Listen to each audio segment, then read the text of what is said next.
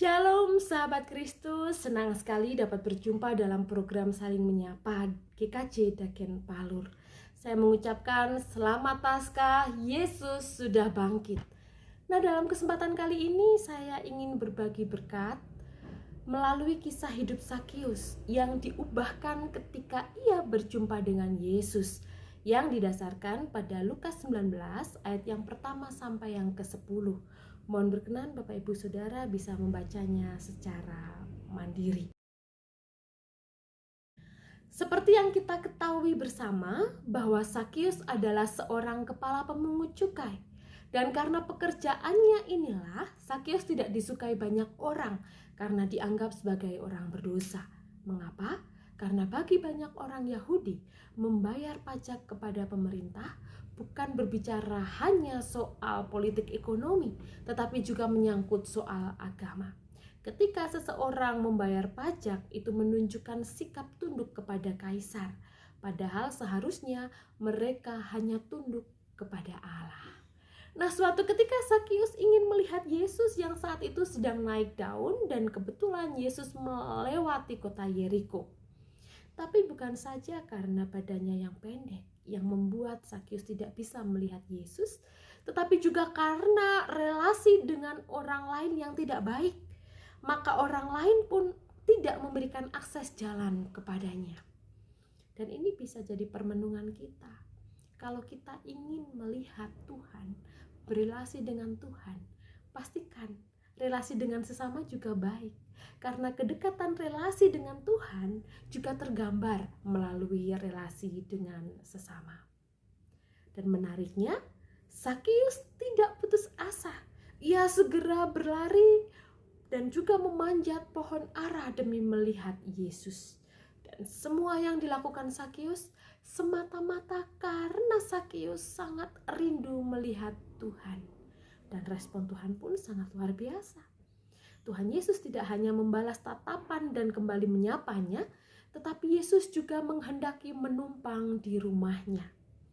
Wah, ternyata kerinduan berjumpa dengan Tuhan akan jawab lebih dari sekedar kerinduan itu. Dan mari kita pelajari beberapa hal yang menarik dari perjumpaan Sakius dengan Yesus.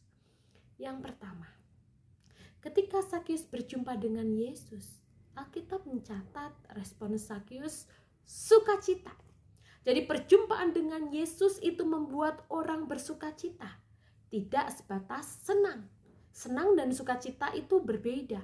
Senang itu berurusan dengan kepuasan karena menerima sesuatu dari orang lain. Misal, orang lain memberi kita senyum, kita senang.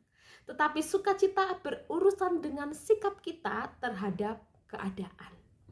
Nah, Sakius yang sangat kaya raya, memiliki jabatan, dia senang, nyaman dengan kehidupan duniawinya. Tetapi semua itu tidak mampu membawanya pada sukacita.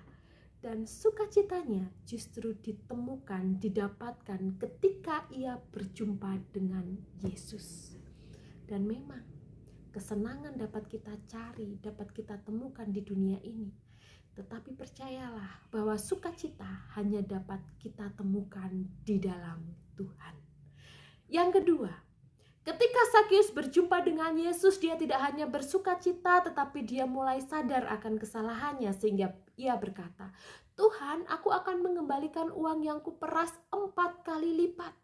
Jadi dulu merampas adalah hal yang biasa bagi Sakius, tetapi setelah berjumpa dengan Yesus, Sakius mulai tahu kesalahannya. Ia menyesal dan bertobat, melakukan apa yang benar di hadapan Allah. Demikian pula hendaknya kita. Perjumpaan dengan Tuhan membuat kita lahir menjadi ciptaan yang baru. Dan yang ketiga, ketika berjumpa dengan Yesus, Sakius tidak hanya bersukacita dan kemudian bertobat, tetapi juga ia mengingat orang lain. Dan ia berkata, Tuhan, setengah dari hartaku akan kuberikan kepada orang lain. Sahabat Kristus, sudahkah perjumpaan dengan Tuhan mengubah hidup kita? Kalau hidup kita tidak berubah, stop berbicara tentang Tuhan. Terlebih dalam masa Paskah ini, Yesus yang bangkit, yang menjumpai banyak murid-muridnya, kemudian ia menyatakan damai sejahtera, kiranya juga menjumpai saya dan saudara, sehingga kita pun boleh diubahkan seperti Sakeus. Adapun perubahannya seperti tadi yang saya katakan, yang pertama, bersukacita apapun musim kehidupan kita, dan sukacita itu hanya kita dapat di dalam Tuhan. Yang kedua, sadar, bertobat, dan lahirlah menjadi ciptaan yang baru. Dan yang ketiga, ingatlah orang lain, bersolidar dengan sesama, rawatlah kehidupan di sekitar kita, sehingga Tuhan pun bisa mengatakan pada kita apa yang ia telah katakan di rumah Sakeus saat itu, bahwa hari ini terjadi keselamatan di rumah ini. Kiranya Yesus yang bangkit memampukan setiap kita. Mungkin kita merasa bahwa ya itu berat dan saya memiliki banyak keterbatasan. Ingat bahwa segala perkara dapat ku tanggung di dalam Dia yang memberi kekuatan.